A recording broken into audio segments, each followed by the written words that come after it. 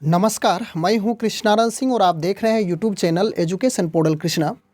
आज के इस वीडियो में जंतु जगत का वर्गीकरण से रिलेटेड अर्थात जो क्लासिफिकेशन ऑफ एनिमल किंगडम है उससे संबंधित जो महत्वपूर्ण प्रश्न बने हैं उसका अध्ययन करने वाले हैं। यह किसी न किसी प्रतियोगिता परीक्षा में पूछे गए हैं वस्तुनिष्ठ प्रश्न और आगामी प्रतियोगिता परीक्षा के लिए भी काफ़ी महत्वपूर्ण है। एक विशेष आग्रह आपसे है, यदि आप वीडियो देखते हो तो वीडियो ज़रूर लाइक करेंगे और चैनल पर यदि पहली बार हैं तो चैनल सब्सक्राइब तो ज़रूर करेंगे। परीक्षा की तैयारी के लिए जब तक परीक्षा ना होती है हम लगातार इससे रिलेटेड जो महत्वपूर्ण प्रश्न है उसको लेकर के आते रहेंगे और आपसे पुनः विनती है, आपसे पुनः गुजारिश है, यदि वीडियो पसंद आए तो उसे लाइक करना ना छोड़ेंगे।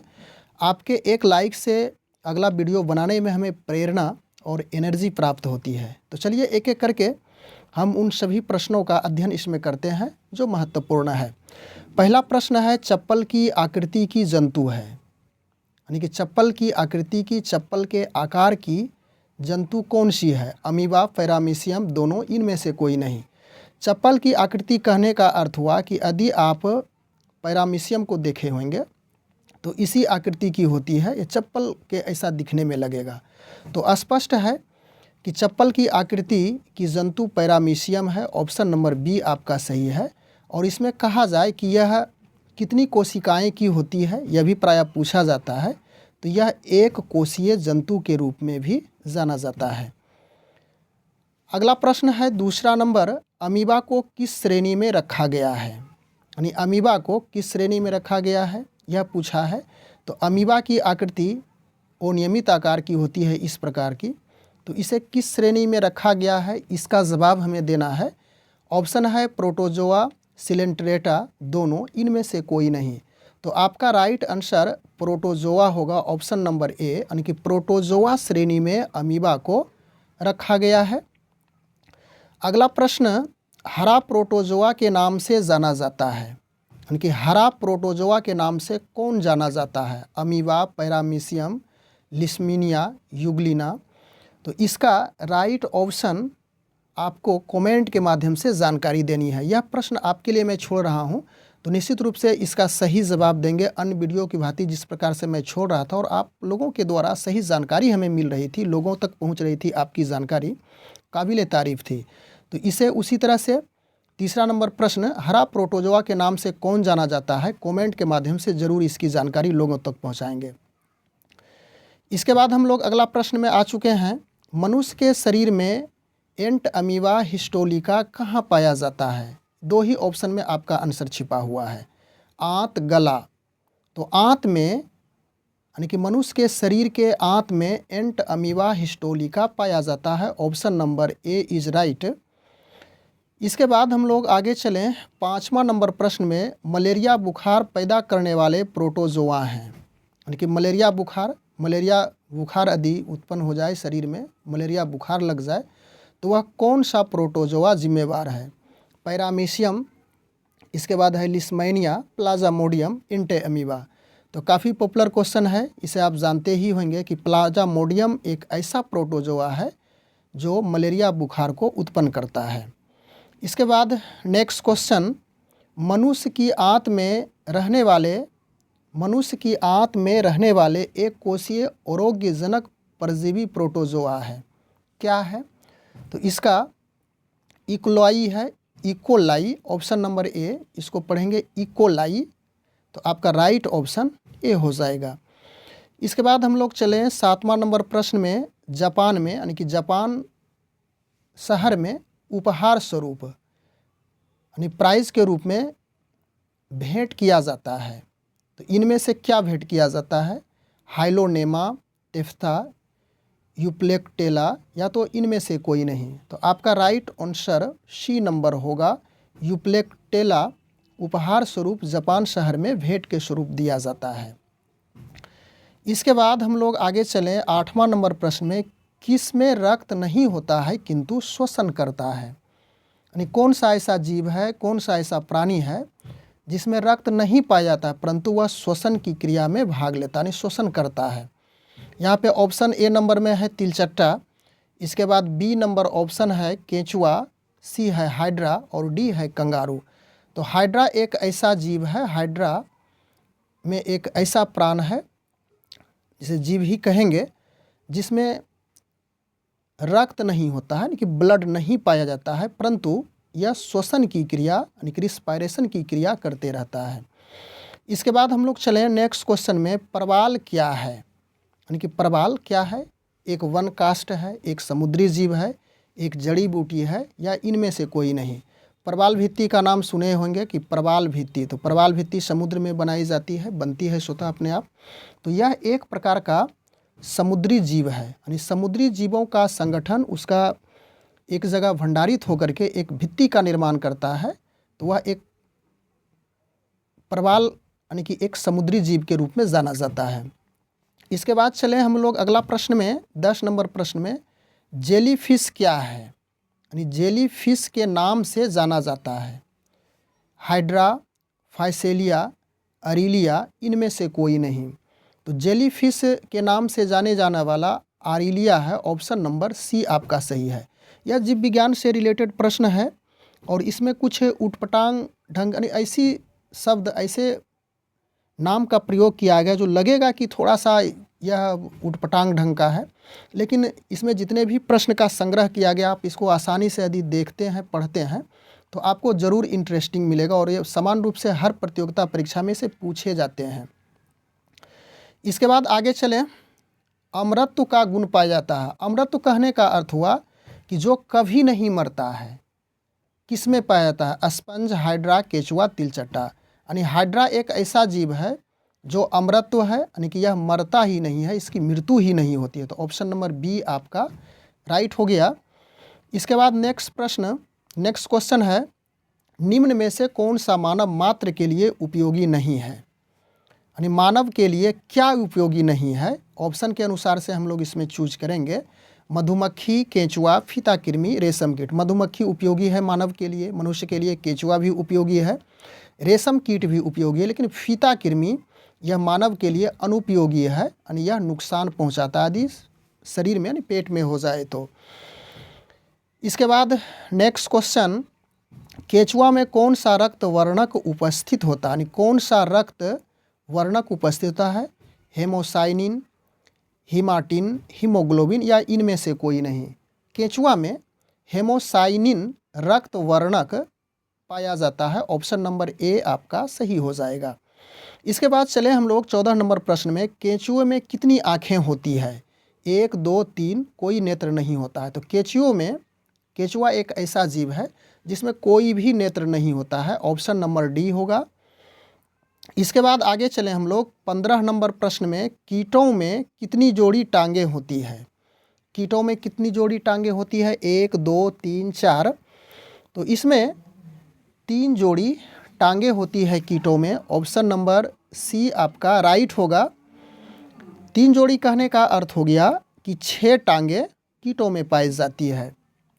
इसके बाद अगला प्रश्न 16 नंबर में हम लोग आ चुके हैं, निम्नलिखित में से कौन सा कीट उपयोगी नहीं है? रेशम कीट तो उपयोगी है ही। इसके बाद है मधुमक्खी, यह भी उपयोगी है। घरेलू मक्खी, लेडी बर्ड। तो यह घरेलू मक्खी ऑप्शन नंबर सी जो दिया गया है यह अनुपयोगी यानी कि उपयोगी नहीं है, अनयूजफुल है। तो इसका राइट आंसर सी ही होगा। इसके बाद अगला प्रश्न है, मच्छर में लाल खून का उभर आना किस परपोषण के कारण होता है? ऑप्शन है पौधे, तिलचट्टे, स्तनधारी, केंचुआ। तो यह स्तनधारी राइट आंसर होगा कि मच्छर में लाल खून का उभरना यह किस पोषण का कारण होता है, तो यह फिर स्तनधारी हो जाएगा। तो 17 का आपका सी नंबर ऑप्शन करेक्ट होगा। इसके बाद हम लोग 18 नंबर प्रश्न में देख लें, लाह उत्पन्न होती है। लाह कहाँ से उत्पन्न होती है? पेड़ों की छाल से, कीटों के मल से, कीटों के शरीर के स्रवन से। स्रवन मतलब उससे जो निकलता है उससे, कीटों के अंडाशय। तो आपका राइट आंसर सी नंबर ही होगा, कीटों के शरीर के स्रवन से लाह उत्पन्न होती है।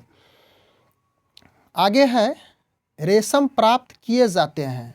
19 नंबर प्रश्न में हम लोग आ चुके हैं। ऑप्शन है रेशम कीट के अंडे से, रेशम कीट के लार्वा से, इसके बाद रेशम कीट के प्यूपा से, इनमें से कोई नहीं। तो आपका राइट आंसर रेशम कीट के प्यूपा से होगा, ऑप्शन नंबर सी होगा। नेक्स्ट क्वेश्चन, घरेलू मक्खी का लार्वा कहलाता है। घरेलू मक्खी का लार्वा क्या कहलाता है? प्यूपा, इमांगो, मैंगोट, इनमें से कोई नहीं। तो घरेलू मक्खी का लार्वा यह मैंगोट कहलाता है, ऑप्शन नंबर सी सही है। इसके बाद 21 नंबर प्रश्न है, काफ़ी इंटरेस्टिंग प्रश्न आपको मिलेगा इस वीडियो में। बिच्छू का विष कहाँ पे होता है? और यह पूछे भी गए हैं बहुत सारे प्रतियोगिता परीक्षा पे, ध्यान रखिएगा, आगामी परीक्षा के लिए काफ़ी महत्वपूर्ण है। तो बिच्छू का विष कहाँ होता है? पैरों में, हाथ में, मुंह में, डंक में। स्पष्ट है कि बिच्छू का विष उसके डंक में स्थित होता है, ऑप्शन नंबर डी।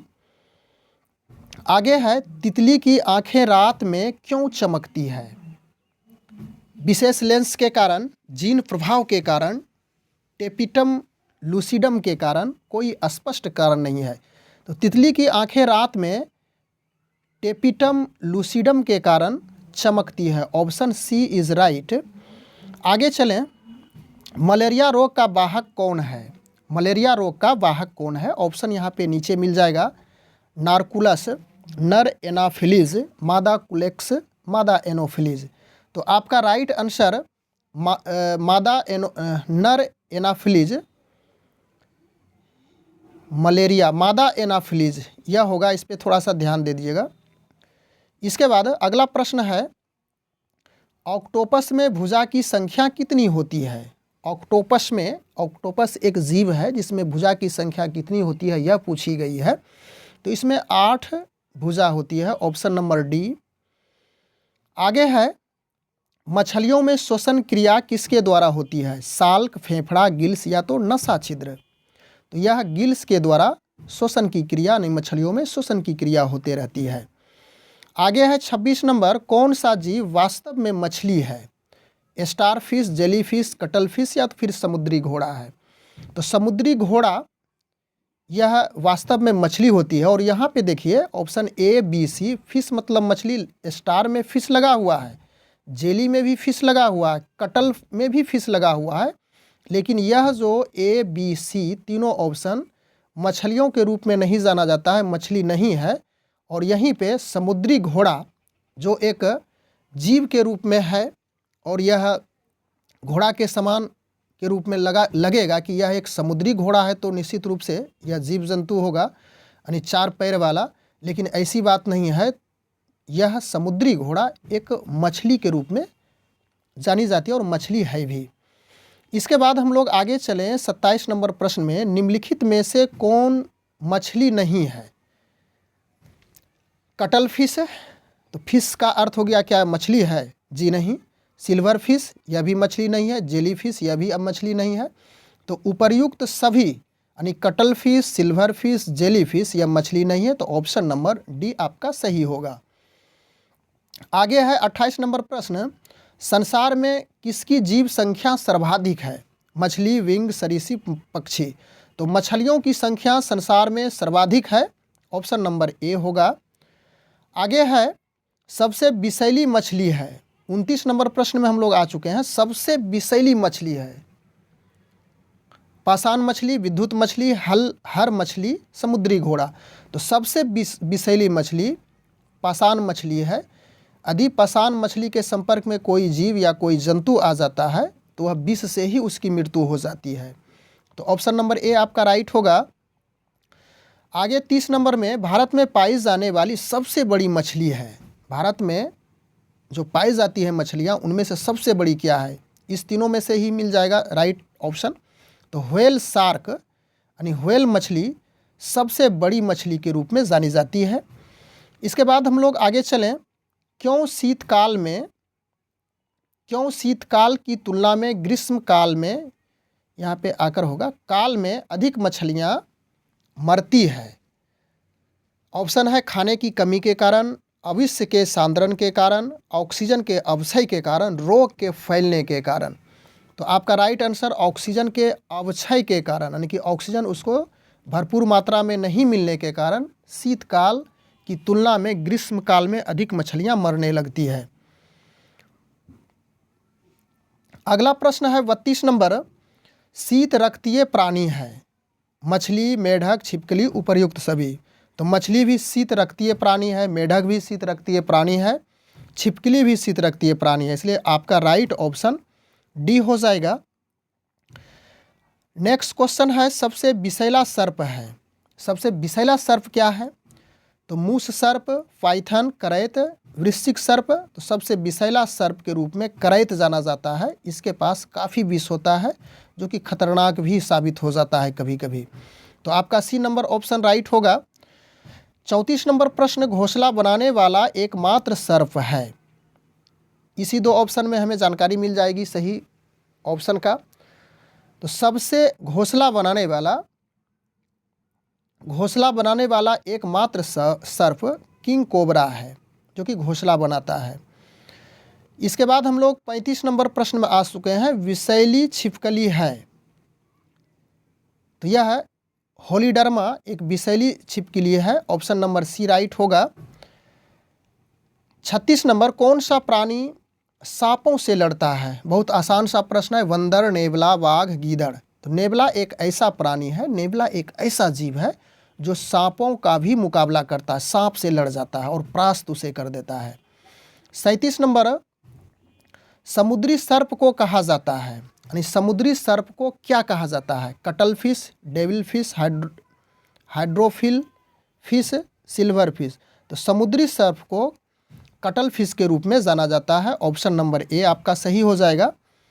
इसके बाद 38 नंबर प्रश्न में हम लोग चले, सर्प में मध्य कर्ण नहीं होता है, वह ध्वनि ग्रहण करते हैं। यानी सर्प में मध्य कर्ण, यानी कि सुनने के लिए उसके पास जो स्पेशल कान है वह नहीं होता है। वह ध्वनि कैसे ग्रहण करते हैं?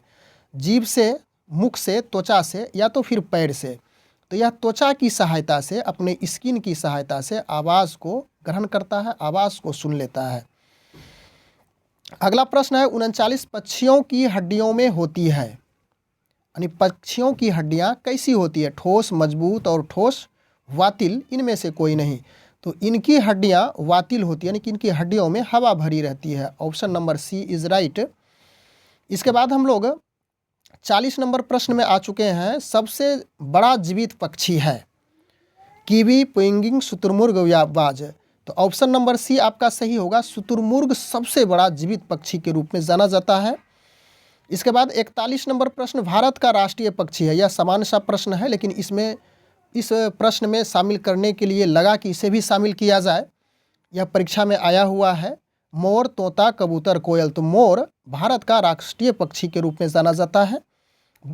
अगला प्रश्न है 42 नंबर, निम्नलिखित में से किस पक्षी के दांत थे? यानी कि कौन सा ऐसा पक्षी था जिनके दांत थे? शुतुरमुर्ग का तो नहीं है, पेंगुइन का भी नहीं है, तोता का भी नहीं है दांत, लेकिन आर्कियोप्टेरस, यह जो ऑप्शन नंबर बी है, इस पक्षी को दांत थे।